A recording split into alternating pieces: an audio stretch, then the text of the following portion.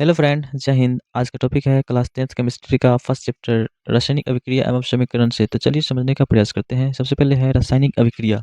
रासायनिक अभिक्रिया क्या होता है? रासायनिक अभिक्रिया एक ऐसी प्रक्रिया है जिनमें दो या दो से अधिक पदार्थ मिलकर एक नया गुणधर्म वाले पदार्थ का निर्माण करता है, उसे ही रासायनिक अभिक्रिया कहते हैं।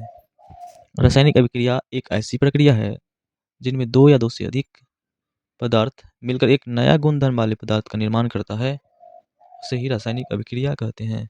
एग्जाम्पल के लिए जैसे H2 है, H2 प्लस O2। H2 मतलब हो गया हाइड्रोजन का दो अणु और O2 मतलब ऑक्सीजन का दो अणु। ये दोनों जो आपस में मिलते हैं तो यहाँ पे H2O का निर्माण करता है। H2O का मतलब हुआ जल। हाइड्रोजन प्लस ऑक्सीजन मिलकर जो है जल का निर्माण किया। तो परिभाषा में यही कहते हैं कि रासायनिक अभिक्रिया एक ऐसी प्रक्रिया है जिसमें दो या दो से अधिक, यहाँ पे दो या दो से अधिक पदार्थ मिलकर एक नया गुणधर्म वाले पदार्थ का निर्माण करते हैं। इसे ही रासायनिक अभिक्रिया कहते हैं। यहाँ पे दो पदार्थ मिलकर जो है एक नए पदार्थ का निर्माण किया है। हाइड्रोजन और ऑक्सीजन मिलकर जल का निर्माण किया। इसके बाद है रासायनिक अभिक्रिया के दौरान होने वाली परिवर्तन। रासायनिक अभिक्रिया के दौरान होने वाली परिवर्तन, तो जब रासायनिक अभिक्रिया होता है उसके दौरान ये सारी परिवर्तनें होती हैं, जैसे कि अवस्था में परिवर्तन होता है, रंग में परिवर्तन होता है, गैस का उत्सर्जन होता है और तापमान में परिवर्तन होता है। जब रासायनिक अभिक्रिया होती है तो उसके दौरान अवस्था में परिवर्तन होता है, जैसे हाइड्रोजन और ऑक्सीजन रहता है और इसके बाद क्या बन जाता है? जल बन जाता है। इसकी अवस्था में जो है परिवर्तन हो गया। रंग में भी परिवर्तन हो जाता है, जैसे एक दूसरे कलर का था तो यहाँ पे दूसरे कलर का हो जाएगा, इसका रंग जो है परिवर्तन हो जाएगा। फिर गैस का उत्सर्जन भी होता है। जब रासायनिक अभिक्रिया होती है तो उसके दौरान गैस का भी उत्सर्जन होता है, यानी गैस भी बाहर निकलते रहते हैं। इसके बाद तापमान में भी परिवर्तन होता है। रासायनिक अभिक्रिया जब होती है तो उसके दौरान ये सारी परिवर्तनें होती है। तो इस चीज़ को आप लोग नोट कर लीजिए।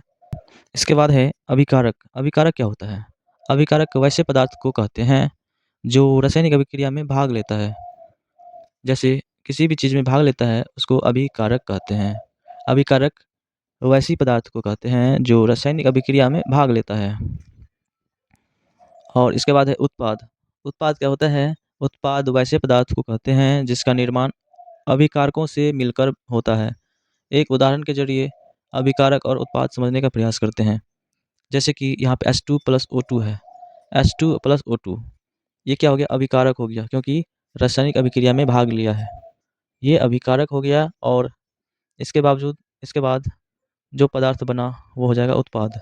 जैसे H2O बना, H2 प्लस O2 मिलकर जो है H2O का निर्माण किया, तो H2 हो गया उत्पाद और H2 प्लस O2 हो गया अभिकारक। अभिकारक वैसे पदार्थ को कहते हैं जो रासायनिक अभिक्रिया में भाग लेता है, जैसे कि H2 प्लस O2 जो है भाग लिया है रासायनिक अभिक्रिया में, और उसके बाद उत्पाद वो हुआ जो वैसे पदार्थ को कहते हैं जिसका निर्माण अभिकारकों से मिलकर होता है। जैसे अभिकारक है दोनों, इसे मिलकर जो है H2O का निर्माण हुआ, वही उत्पाद कहलाएगा।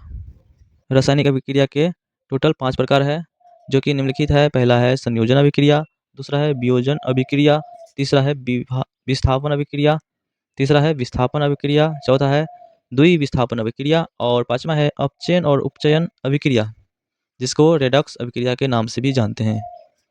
मैं ऐसा करता हूँ कि रासायनिक अभिक्रिया और समीकरण के बेसिक जानकारी आप अच्छी तरह से ले लिए होंगे। तो मिलते हैं नेक्स्ट वीडियो में नए टॉपिक के साथ। तब तक के लिए जय हिंद, जय भारत, वंदे मातरम।